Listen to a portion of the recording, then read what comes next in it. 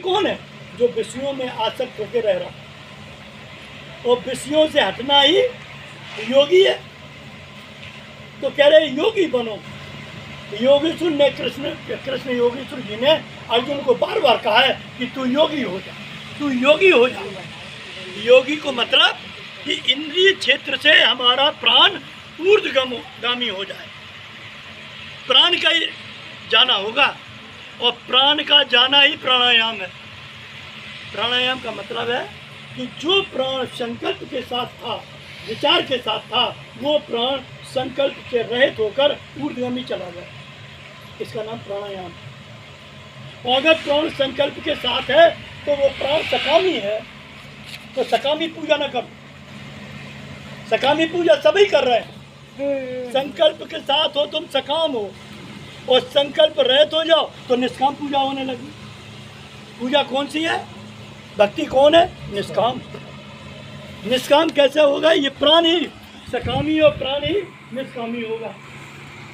तो जो तुम्हें कोई गुरु ऐसा मिले कि जो कुछ पल के लिए तुम्हें निष्कामी कर दे, और तुम्हारी खुद समझ में आ जाए कि इस समय हमारी निष्कामी अवस्था है, तुम्हें सच्चा ज्ञान हो गया। उसी समझ में चल दो आगे की कार्रवाई करना शुरू करो, क्योंकि ये तत्क्षण अनुभव का है।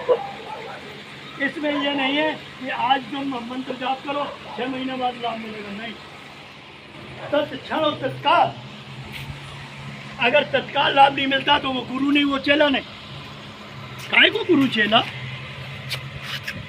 हनुमान से श्री राम ने सभा में लगाई, और हनुमान में बैठे सब लोग बैठे थे।